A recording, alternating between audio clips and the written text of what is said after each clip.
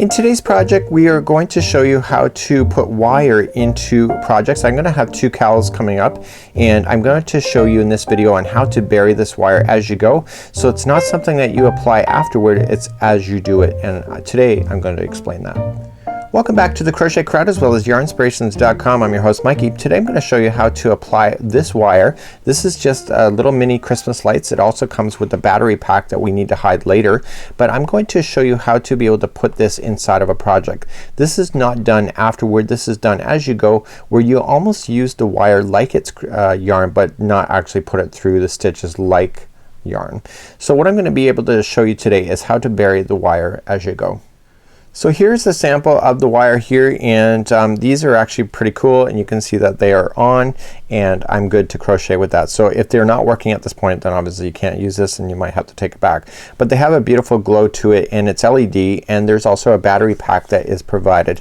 I'm missing the cover for this particular one here, but you want to make sure that when you're going to do this, especially in projects, that you create a little mini pocket that's inside the cowl or whatever you're going to do, that this can slide in, but you can still access the on and off switch, and then only on occasion when you have to change them out. I would strongly suggest rechargeable batteries, therefore you can enjoy it for years to come.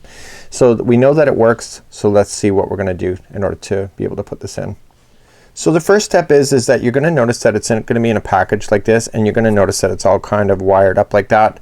You got to make sure that when you're going to undo that you're not going to get them all tangled up. You don't want any kinking going on, because obviously the power is going between this cord. So you want to be very conscientious of that. So when I go to start this project, you're going to then go through the first wire here, and you're going to get to your first set of lights right here. So the first set of lights is where I want to start when I'm working on this, and so that I know wherever I'm going to do is that the battery pack is not too far away, so I can plan ahead at this point.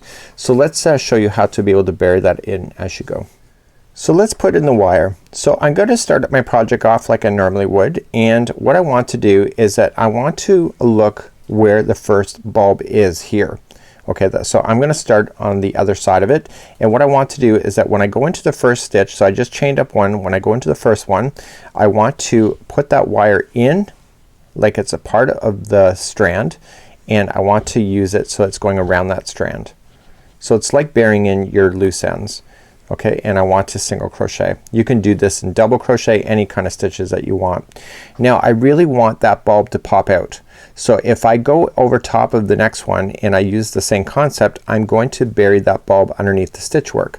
So what I want to do is just let the wire come out in front, just like this, and then just single crochet around it in the front, in the back there.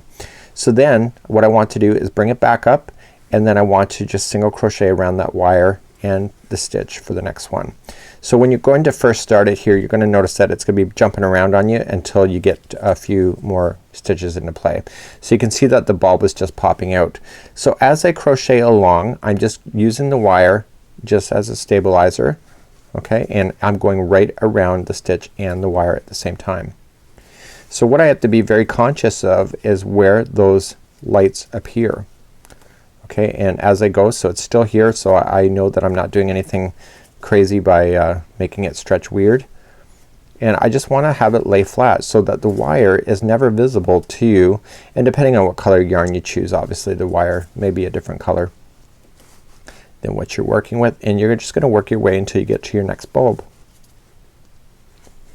like so. So do you see that I'm going right around the wire? So the bulb is coming up next, and so I want to go in here, and the bulb is going to be in the next stitch, I predict.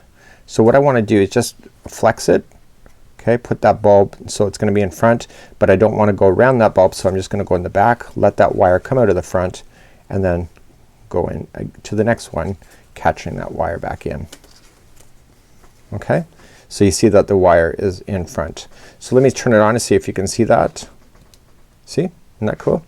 So you can continue just to do this, and I've done two cowls with this particular project. Daniel did one, I did another, and what you can just do is that you can just continue to add lights to your projects by just being strategic and to have a lot of fun with it. So the next one is going to be after my sample here, but you can see here that it's in the project now, it's in permanent, it's on the right side that I want to do.